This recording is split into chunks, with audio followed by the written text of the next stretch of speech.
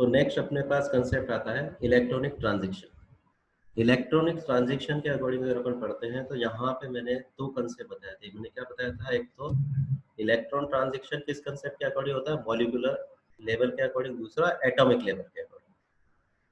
तो atomic level के according अगर इलेक्ट्रॉनिक ट्रांजिशन कर रहे हैं तो अपन क्या कर रहे हैं कि एटम की बात कर रहे हैं जिसके अंदर एक न्यूक्लियस है और उस न्यूक्लियस के चारों तरफ इलेक्ट्रॉन रोटेट हो रहा है। अब उसको अगर तुम इलेक्ट्रोमैग्नेटिक रेडिएशन के अकॉर्डिंग एनर्जी दे रहे हो तो या तो वो एनर्जी एब्जॉर्ब करके एक्साइटेड फेज में जाएगा या एक्साइटेड फेज में जाने के बाद वापस अपने आप में ग्राउंड स्टेट में या लोअर ऑर्बिटल में आएगा।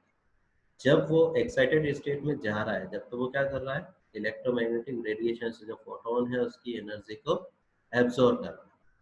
और जब वो अपने आप में क्या हो रहा है, एक्साइटेड से लोअर में आ रहा है तो एनर्जी रिलीज कर रहा है। तो वो एनर्जी डिफरेंट किसके अकॉर्डिंग आएगा, जो भी उस ऑर्बिटल है n1 n2 के अकॉर्डिंग जो डिफरेंट है उसके डिफरेंट के अकॉर्डिंग वो एनर्जी को रिलीज करेगा, उसी को अपन मेजर कर पाएंगे। तो इसका मतलब अगर अपन स्पेक्ट्रोफोटोमीटर पढ़ रहे हैं तो हर एटम के अकॉर्डिंग जो एनर्जी डिफरेंट है वो भी अपने आप में कांस्टेंट है। वो कांस्टेंट है तो उसकी वजह से अपन उस सब्सटेंस को आइडेंटिफाई कर सकते हैं। तो ये इजीएस्ट वे हो गया अपने पास स्पेक्ट्रोफोटोमीटर के अकॉर्डिंग किसी एक जैसे एटम वाले कंपाउंड को पता करना। तो उसको अपन क्या बोलते थे जनरल लैंग्वेज में, एलिमेंट। ठीक है, एटम और एलिमेंट में क्या अंतर हो गया, बहुत सारे एटम्स, एक जैसे एटम्स मिलके अगर ग्रुप है तो उसको अपन एलिमेंट कहते हैं। दूसरा कंसेप्ट अपने पास आता है कंपाउंड, जिसको अपन कह रहे हैं मॉलिक्यूलर लेवल। अगर मैं H2O कहूँ, H2O के बहुत सारे मॉलिक्यूल्स मिल गए तो वो अपने आप में क्या बना देंगे, कंपाउंड बना देंगे। तो दूसरी अपन स्पेक्ट्रोस्कोपी में जो मैटर यूज करेंगे वो कंपाउंड फॉर्म में होगा। ठीक है, अब जब भी कंपाउंड फॉर्म की बात करेंगे तो यहाँ पे अलग अलग न्यूक्लियस है, अलग अलग न्यूक्लियस आपस में बाउंड होकर मॉलिक्यूल्स बना रहे हैं। अब वहां पे जो इलेक्ट्रॉन ट्रांजिशन होगा तो दो तरीके से अपने आप में अपन बात करेंगे। एक तो अपन क्या कह रहे हैं कि जो बॉन्ड बन रहा है उस बॉन्ड की ब्रेकिंग की वजह से भी इलेक्ट्रॉन निकल सकता है, या फिर जो नॉन बॉन्ड है जो बॉन्ड में बनाने में काम में नहीं आ रहा वो इलेक्ट्रॉन एक्साइट होकर जा सकता है। ठीक है, तो यहाँ पे अपन क्या करते हैं, अगर अपन मॉलिक्यूलर लेवल पे बात कर रहे हैं तो यहाँ पे अपने पास क्या हो गया, अगर मैं H2O या CO2 या CCl4 की ऐसी बात करूँ तो उसके अंदर अपन क्या करें, जितने एटम्स हैं जितने ही न्यूक्लियस है। अब वो सारे न्यूक्लियस अपने आप में एक कंबाइंड फॉर्म में है और जितने भी टोटल इलेक्ट्रॉन है, जैसे मैं कहूँ हाइड्रोजन ऑक्सीजन H2O के फॉर्म में कहूँ तो सिंपल फॉर्म में ऑक्सीजन के इलेक्ट्रॉन और हाइड्रोजन, दो हाइड्रोजन के इलेक्ट्रॉन और उनके तो तीन न्यूक्लियस आपस में मिले हुए हैं और उन सब के टोटल इलेक्ट्रॉन, वो सारे इलेक्ट्रॉन भी क्या हो रहे हैं, जो तीनों न्यूक्लियस है उनके चारों तरफ अपने आप में चक्कर लगा रहे हैं मॉलिक्यूलर लेवल के अकॉर्डिंग। अब यहाँ पे मॉलिक्यूलर ऑर्बिटल बनेगा और मॉलिक्यूलर ऑर्बिटल के अंदर इलेक्ट्रॉन का ट्रांजिशन। ठीक है, तो यहाँ पे अपन इलेक्ट्रॉनिक ट्रांजिशन के अकॉर्डिंग अगर मॉलिक्यूलर लेवल में कर रहे हैं तो बॉन्ड का टाइप हो गया, सिग्मा बॉन्ड है, पाई बॉन्ड है या कोवैलेंट बॉन्ड है जिसको अपन डैटी बॉन्ड बोलते हैं। ठीक है, या फिर लॉन पेयर ऑफ इलेक्ट्रॉन की वजह से यहाँ पे ट्रांजिशन हो रहा है। तो जनरल केस में अगर अपन कहें तो एटॉमिक फेज की अपन बात नहीं करते, अपन किसकी बात करेंगे मेनली, तो जो मॉलिक्यूलर फेज की। एटॉमिक फेज में अपन बात करेंगे तो एलिमेंट की बात करेंगे। तो यहाँ पे एक अपने पास में एक स्लाइड के अकॉर्डिंग अपने पास एक ग्राफिकल दिख रहा है, इसका मैंने फोटो भेजा था तुम्हें। तो यहाँ पे ट्रांजिशन के अकॉर्डिंग तो एनर्जी लेवल के अकॉर्डिंग अपन देख रहे हैं। तो सबसे पहले अपने पास नीचे आता है अपने पास सिग्मा बॉन्ड। ठीक है, बॉन्डेड फॉर्म में सिग्मा बॉन्ड कैसे बनता है, दोनों ओवरलैपिंग सामने एक ही एक्सिस के ऊपर। पाई बॉन्ड के अकॉर्डिंग कह रहे हैं तो पैरेलल है और इस तरीके से बॉन्डिंग ऊपर नीचे से हो रही है तो पाई बॉन्डिंग। और अगर अपन बोल रहे हैं नॉन बॉन्डेड, नॉन बॉन्डिंग का मतलब जो भी बॉन्ड नहीं बन रहा है मगर उसके अंदर नॉन पेयर ऑफ इलेक्ट्रॉन अपने पास में। ठीक है, जैसे अगर मैं अमोनिया की बात करूं तो अमोनिया अपन क्या लिख देते हैं, NH3 लिख देते हैं। तो NH3 में अपन क्या करें, NH NH के तीन बॉन्ड बने हुए हैं मगर एक लॉन पेयर अपने पास नाइट्रोजन के ऊपर है जो कि नॉन बॉन्डेड फॉर्म है। ठीक है, दूसरा अपन बोलते हैं बॉन्डिंग और एंटी बॉन्डिंग। ठीक है, तो यहाँ पे पाई बॉन्डिंग को बोल रहे हैं तो पाई एंटी बॉन्डिंग और यहाँ पे सिग्मा एंटी बॉन्डिंग। अब यहाँ पे ये बॉन्ड के नाम कैसे हो गए अपने आप, सिग्मा बॉन्ड अपने आप में बन रहा है और सिग्मा बॉन्ड को अगर अपने आप में कोई बॉन्ड तोड़ना चाहेगा तो वो क्या हो जाएगा, उसका एंटी हो जाएगा। तो उसी को अपन एंटी बॉन्डिंग कह रहे हैं। तो यहाँ पे मॉलिक्यूलर लेवल पे एक और अपन ट्रांजिशन में देखते हैं कि जब कोई मॉलिक्यूल बना है, न्यूक्लियस है, 3 या 4 न्यूक्लियस है, उनके चारों तरफ इलेक्ट्रॉन घूम रहे हैं, तो यहाँ पे दो तरीके से न्यूक्लियर की स्टेबिलिटी या अनस्टेबिलिटी डिपेंड करती है, किसके ऊपर, उनके अंदर रिपल्सन कितना है। अगर अपन न्यूक्लियस की बात करते हैं तो प्रोटॉन की बात करते हैं, ठीक है। तो प्रोटॉन स्टेबल है तो वो अपने पास मॉलिक्यूल स्टेबल होगा। इलेक्ट्रॉन के केस में अपन बात कर रहे हैं तो जो मॉलिक्यूलर इलेक्ट्रॉन के चारों तरफ ऑक्सीजन, हाइड्रोजन, इन सबके जितने भी न्यूक्लियस है उनके इलेक्ट्रॉन जो चक्कर लगा रहे हैं उनकी स्टेबिलिटी की बात करेंगे। तो उनकी स्टेबिलिटी में क्या हो रहा है कि कुछ इलेक्ट्रॉन अपने आप को रिपल करेंगे, तो एक निश्चित रास्ता है इलेक्ट्रॉन के घूमने का, ठीक है। अगर इसके अंदर उसकी स्टेबिलिटी है तो उसको तो अपन क्या बोल देंगे, सिग्मा और पाई वाले बॉन्डिंग वाले स्टेबल वाले बॉन्ड होंगे, मतलब सही रास्ता जिसके अंदर से वो मॉलिक्यूल बना रह सकता है। दूसरा अपन बोल रहे हैं एंटी बॉन्डिंग। एंटी बॉन्डिंग मतलब जो मॉलिक्यूल के आसपास का वो रास्ता जहां पे अगर कोई इलेक्ट्रॉन आएगा तो वो इलेक्ट्रॉन क्या करेगा, उस बॉन्ड के अंदर के दूसरे इलेक्ट्रॉन को रिपल करके उसकी अनस्टेबिलिटी बढ़ाएगा, ठीक है। तो यहाँ पे अनस्टेबिलिटी वाली कंसेप्ट किसके अंदर आ गया, एंटी बॉन्डिंग वाले रास्ते में। एंटी बॉन्डिंग वाले पाथ के अंदर स्टेबिलिटी नहीं है, स्टेबिलिटी नहीं है इसीलिए जो अपन स्टार वर्ड लगा रहे हैं उनके अंदर एनर्जी लेवल ज्यादा है।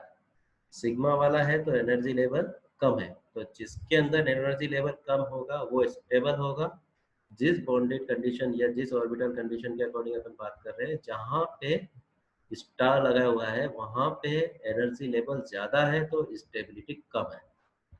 तो इसी के अकॉर्डिंग अगर अपन ट्रांजिशन को देखते हैं कोई मॉलिक्यूल से जिसके अंदर सिग्मा बॉन्ड है, तो सिग्मा बॉन्ड से वो इलेक्ट्रॉन कहाँ कहाँ जा सकता है, यहाँ पे पाई के अंदर नहीं जाएगा, इसके अंदर नहीं जाएगा, कहाँ जाएगा, पाई वाले एंटी बॉन्डिंग में जाएगा या एंटी बॉन्डिंग। तो वो अपना रास्ता उसने इस तरीके से चुना, या फिर सिग्मा से सिग्मा स्टार में जा सकता है, पाई वाला है तो पाई से सिग्मा स्टार में जाएगा। मगर ये अपने पास क्या है, प्रोहिबिटेड, ये थियोरेटिकल कंसेप्ट के अकॉर्डिंग बनता है। पाई टू अपने पास सिग्मा स्टार के अंदर चल जाए, ये अपने आप में पॉसिबल है नहीं है, मगर थ्योरेटिकल केस के अकॉर्डिंग अपन इसको पॉसिबल बता देते हैं, ठीक है। क्योंकि ट्रांजिशन है तो लॉ से अपन हायर ट्रांजिशन के अकॉर्डिंग बता सकते हैं, मगर रास्ता एक्सेस फॉर्म में डिफर हो जाएगा तो पॉसिबल नहीं होगा। कभी भी तुमने पाई बॉन्ड देखा होगा तो सिग्मा बॉन्ड इधर होता है और उसके ऊपर नीचे ओवरलैप होकर अपन क्या बनाते हैं, पाई बॉन्ड बनाते हैं। तो ये पॉसिबल नहीं होता है प्रोहिबिटेड फॉर्म में। नेक्स्ट अपन कह रहे हैं नॉन बॉन्डिंग फेज में, तो यहाँ पे अपन बात क्या करेंगे, लोन पेयर ऑफ इलेक्ट्रॉन की। तो नॉन पेयर वाला एन से सिग्मा स्टार में अपने पास जा सकता है, यहीं से एन से पाई स्टार में गया तो एन से सिग्मा स्टार, ये भी अपने पास में पॉसिबिलिटी इसके अंदर कम हो जाती है, ठीक है। पाई टू पाई में अपन जा सकते हैं। अब इसी को अगर अपन डिटेल में देखते हैं तो यहाँ पे अपन इसको क्लासीफाई करके इलेक्ट्रॉनिक ट्रांजिशन को अलग अलग फेज में बना दिया। किस किस फेज में बना दिया अपन ने, यहाँ अपन ने बोल दिया सिग्मा टू सिग्मा स्टार, ठीक है। तो sigma to sigma star transaction, pi to pi star transaction, normal जो नॉन बॉन्डेड से सिग्मा स्टार ट्रांजेक्शन, नॉर्मल से पाई स्टार और सिग्मा टू पाई स्टार, ठीक है। और अपने पास पाई टू सिग्मा स्टार। तो सबसे पहले वाले कंसेप्ट को अपन लेते हैं, ठीक है। थ्योरेटिकली अगर ये इलेक्ट्रॉनिक ट्रांजिशन का क्वेश्चन आता है तो ये सारे पॉइंट तुम्हें बनाने हैं। सबसे पहले तुम क्या करोगे, वो चार्ट बनाओगे ऊपर वाला, अगर क्वेश्चन अगर एग्जाम में आता है, उसके बाद में ये पॉइंट लिख के उसको कंप्लीट करोगे। तो सबसे पहले अपने पास आता है पाई इलेक्ट्रॉन, ये sigma electron from orbital is excited to the corresponding anti bonding orbital. तो ये वाले केस अपने पास आ गया सिग्मा से सिग्मा स्टार। इस कंसेप्ट के अकॉर्डिंग अपन कह रहे हैं तो ये बॉन्ड किसके अंदर बनेगा, this energy required is large for this transition. तो अपन को डिफरेंट दिख ही रहा है। तो इसके अकॉर्डिंग अपने पास क्या हो गया, मेथेन की अगर अपन बात करें तो मेथेन के अंदर अपन क्या देख रहे हैं, सारे सिग्मा बॉन्ड है। तो सिग्मा बॉन्ड के अकॉर्डिंग यहाँ पे ट्रांजिशन हो रहा है। इसका एब्जॉर्बेंट लेवल अपन देखते हैं तो 125 नैनोमीटर, ठीक है। तो एब्जॉर्बेंट मैक्सिमा अपन अपने आप में कितना रहा है 125, जो कि अपने पास नैनोमीटर, ये कम हो गया, ठीक है। तो ये अपने पास फार यूवी रीजन के अकॉर्डिंग अपन पहुंच गए। तो इसके अंदर एनर्जी लेवल है ज्यादा, ठीक है। क्योंकि अगर सिग्मा है तो उसको तोड़ने के लिए, एक्साइट करने के लिए ज्यादा एनर्जी की जरूरत है। पाई इलेक्ट्रॉन के अकॉर्डिंग देखें तो पाई बॉन्ड के अकॉर्डिंग हम पर बात करेंगे। Electron in a bonding orbital is excited to the corresponding anti bonding orbital.